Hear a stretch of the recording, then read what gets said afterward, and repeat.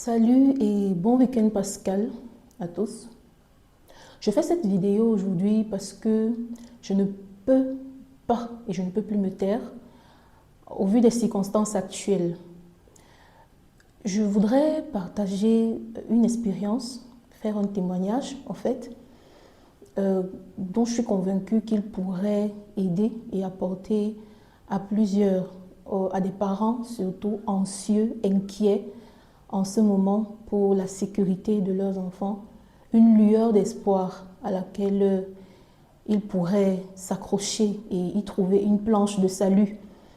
Parce que ce week-end, Pascal intervient dans un contexte où les temps sont mauvais et nous savons tout ce qui se passe. Il se passe rarement un jour sans qu'il nous parvienne à travers les médias des nouvelles glaçantes qui défraient la chronique des enfants qui sont violés, victimes d'abus sexuels, innommables, ensuite assassinés froidement, effroyablement. C'est juste horrible à y penser.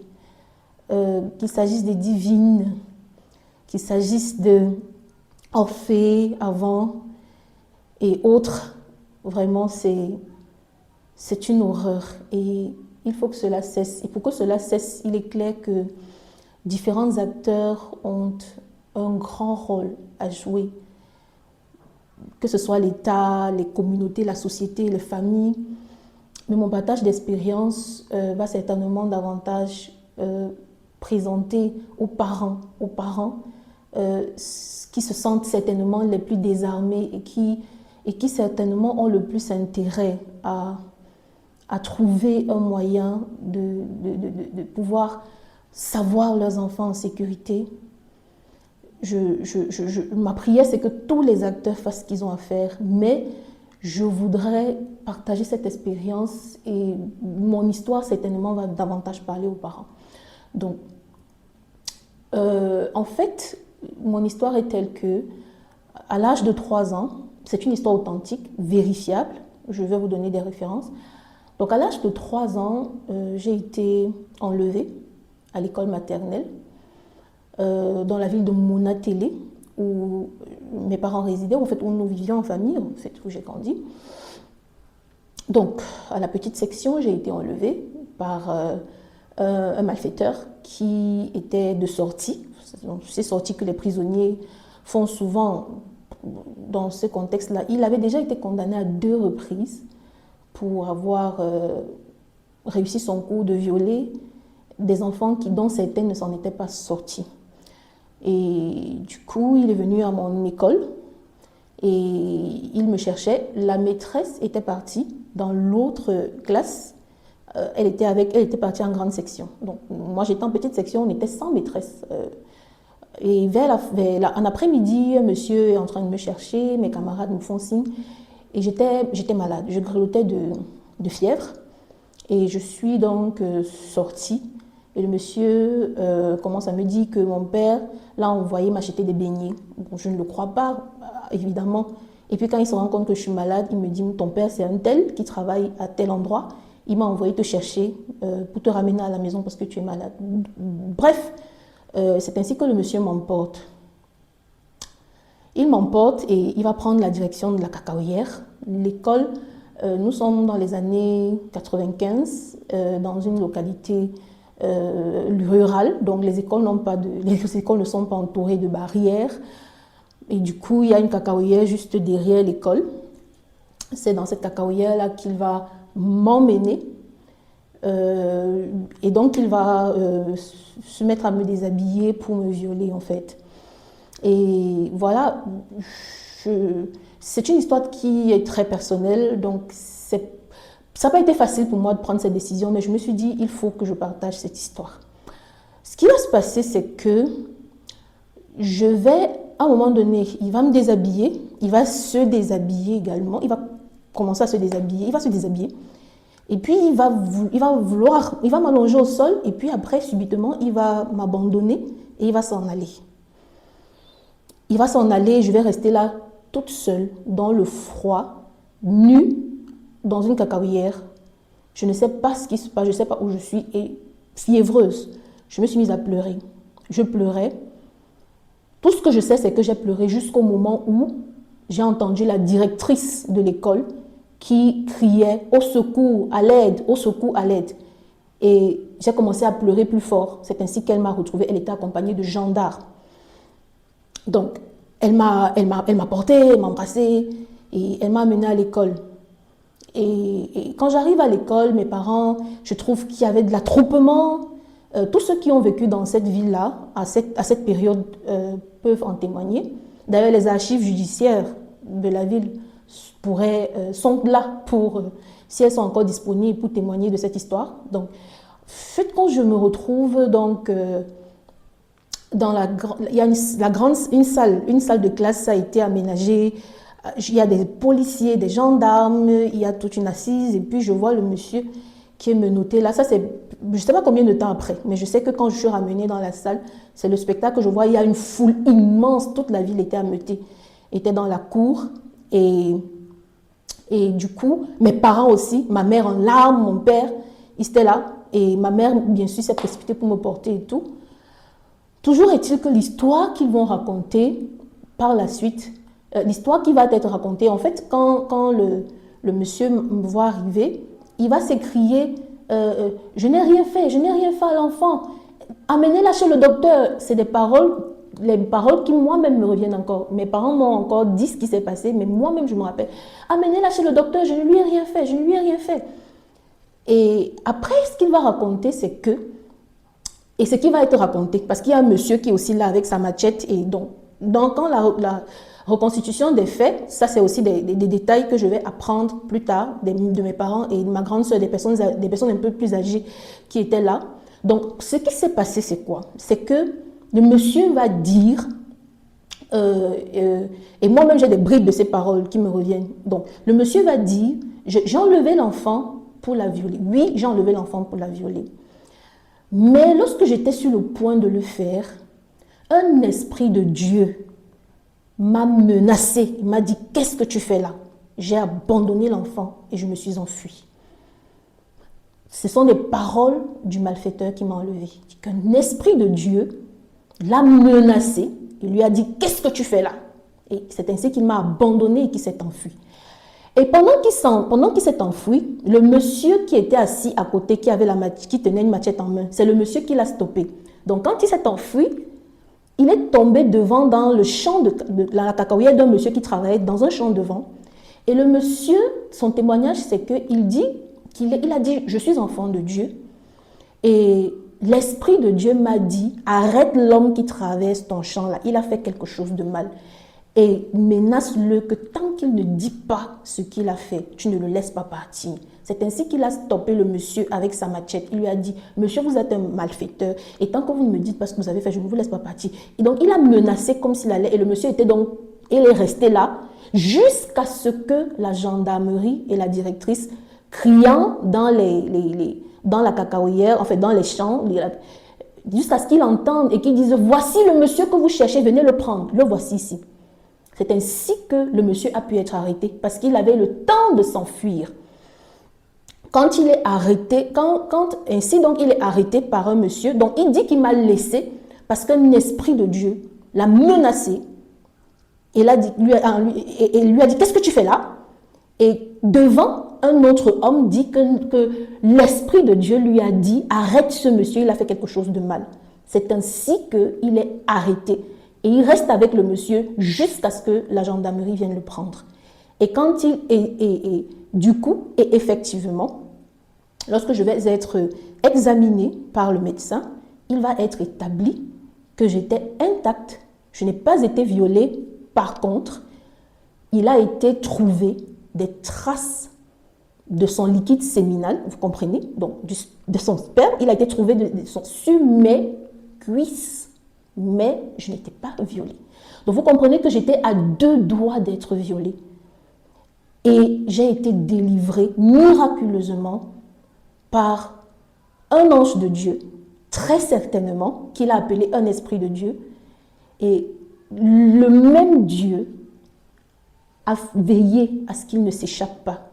C'est ainsi que ce monsieur a été ramené devant les autorités judiciaires. Je me rappelle encore, plusieurs jours après, mon père me portant au cou, comme ça, au palais de justice de cette ville, et qui a dit: mon enfant se porte bien, je ne veux rien. Je me rappelle, j'ai des bribes, j'ai des flashs comme ça de tout ça. Et cet événement m'a naturellement laissé des séquelles parce que je me rappelle souvent de ces moments où je suis seule dans la cacahuète à pleurer. J'ai l'impression que c'en est fait de moi. Mais je suis reconnaissante à Dieu. Et je voudrais dire en ce week-end pascal, Jésus-Christ est vrai. Dieu est vrai. Dieu existe. Dans ce contexte où tout va sens dessus-dessous, confions nos vies et nos enfants à Dieu. Vous savez, j'ai eu la grâce d'avoir des parents qui sont enfants de Dieu. Parce que nous ne naissons malheureusement pas tous enfants de Dieu. La Bible, c'est la Bible qui le dit, c'est pas quelqu'un. En Jean 1, verset 12, il est écrit: mais à tous ceux qui l'ont reçu, à ceux qui croient en son nom, à tous ceux qui l'ont reçu, parlant de Jésus-Christ, dont on a commémoré la crucifixion hier et dont on commémorera la résurrection demain, dimanche de Pâques. Ce Jésus-Christ-là, il est écrit dans Jean 1, verset 12, à tous ceux qui l'ont reçu, à ceux qui croient en son nom, il a donné le pouvoir de devenir enfant de Dieu. Ça veut dire qu'on ne l'était pas, mais on le devient au moment où on le reçoit. Et ce Jésus a dit dans Apocalypse 3, verset 20, « Voici, je me tiens à la porte et je frappe. Si quelqu'un entend ma voix et ouvre la porte, j'entrerai chez lui. Je souperai avec lui et lui avec moi. » Le Dieu tel qu'il nous est présenté dans la Bible est un Dieu de principe. C'est d'ailleurs lui qui est l'auteur des lois, de principes, du fait que la vie soit réglementée et organisée. Sans réglementation, sans organisation, il n'y a pas de vie, évidemment. Donc Dieu lui-même respecte ces principes, les principes établis, les principes de la liberté, du libre arbitre, de la capacité que chacun de nous avons à faire nos propres choix. Dieu respecte les choix que nous faisons.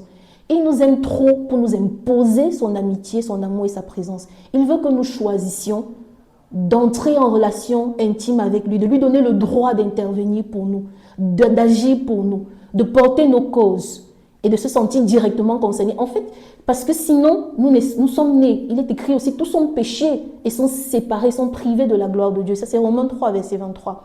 Dans ce contexte-là, il n'y a que en acceptant que Jésus-Christ est mort sur la croix pour nos péchés, mais pas juste de l'accepter comme ça, mais de se dire: oui, Jésus, tu es mort sur la croix pour mes péchés, mais tu es à la porte et tu frappes. Tu veux entrer dans ma vie. En fait, si tu es mort à ma place, alors tu veux entrer dans ma vie pour vivre en moi.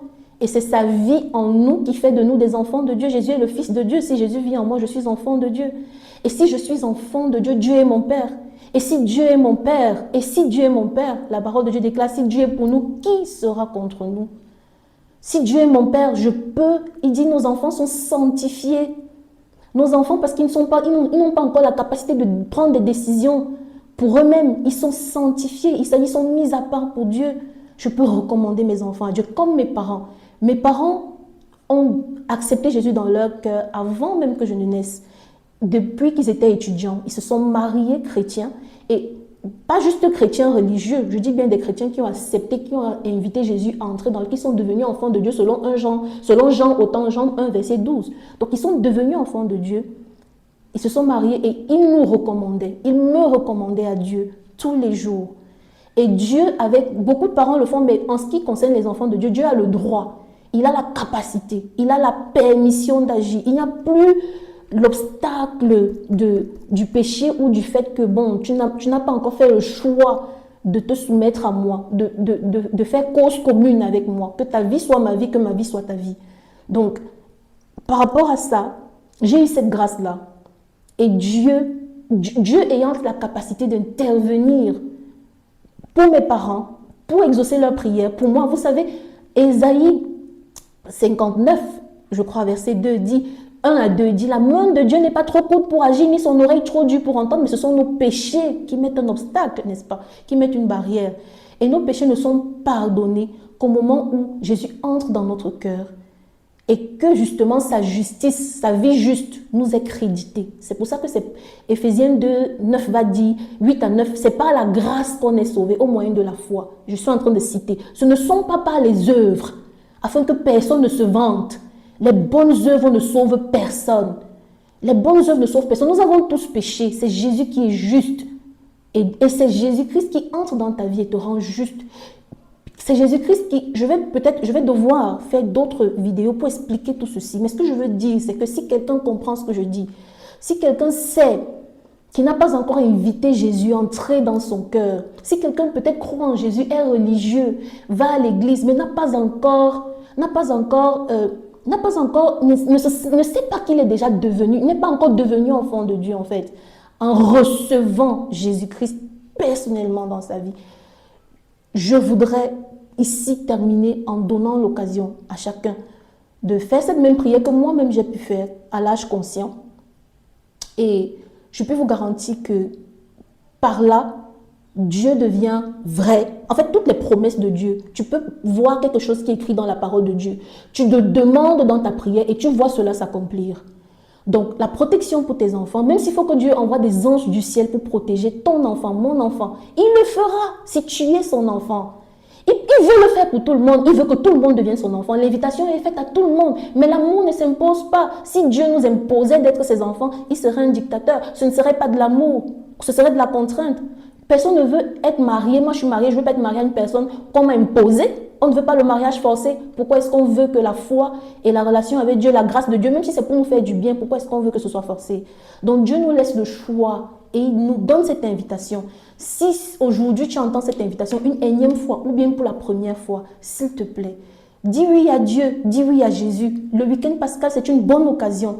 Ouvre ton cœur, prie et dis Seigneur Jésus, j'ai besoin de toi. Merci d'être mort sur la croix pour mes péchés. Si tu le dis de tout ton cœur, tu peux le dire de tout ton cœur. Tu peux faire tienne ces paroles. Je te suggère juste des paroles, mais parle à Jésus, il est là.